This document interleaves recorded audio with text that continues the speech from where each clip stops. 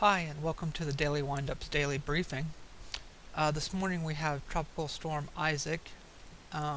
This is the wide view, infrared imagery. And you can see Isaac, he's still moving west-northwest. He didn't really make a jump to the north, it was more of a center relocation. So the movement is still west-northwest. And the intensity is set at 55 knots. And Isaac looks halfway decent this morning.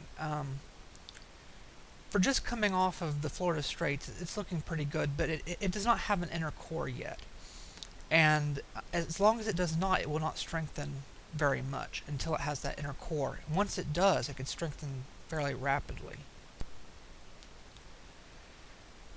Here's the infrared imagery of the floater. This is much closer view.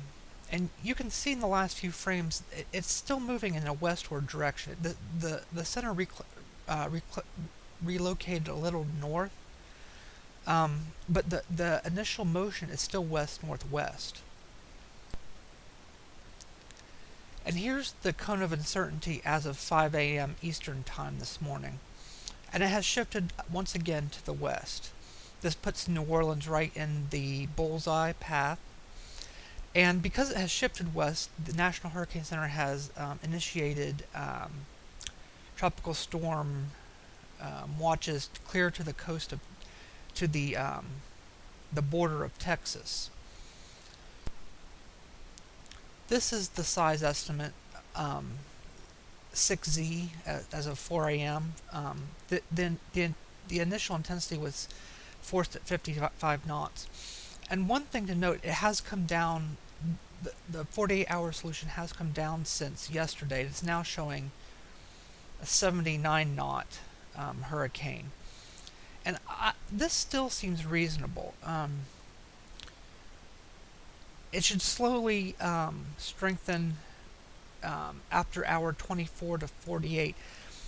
We don't expect much strengthening in the first 12 hours due to it not having an inner core. And here is the 0Z and 06Z spaghetti models.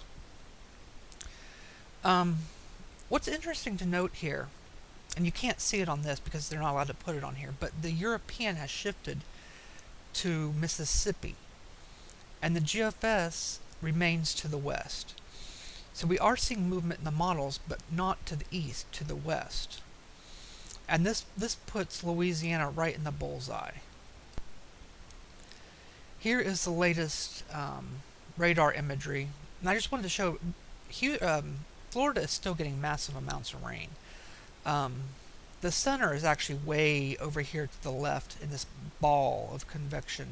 You can see on the radar imagery. That's where the center is. Florida should continue getting rain today, possibly even through tonight.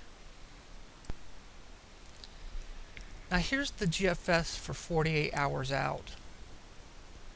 And you can see there's not, at least on the GFS, there's not much of a break in this ridge. It pretty much gets trapped under this ridge as the shortwave trough over the Ohio Valley moves out. And this could be problematic because this means it will be heading more westward or more northwestward into eastern Texas. And here we have the GFS for 72 hours out, and you can see it's right in western Louisiana, going into eastern Texas. Houston, you're still not ruled out of this yet. You may be on the western periphery of it, but the track remains to the west. Now here's the Canadian, and the Canadian is eastern, like the European, and it takes it into around Mobile Bay. And the Canadian shows a very, very, very strong, powerful hurricane, and the Canadian likes to do this with intensity, but I don't think it's going to be as strong as what the Canadian says, but it's not going to be pretty when it makes landfall. And here's the 0Z European.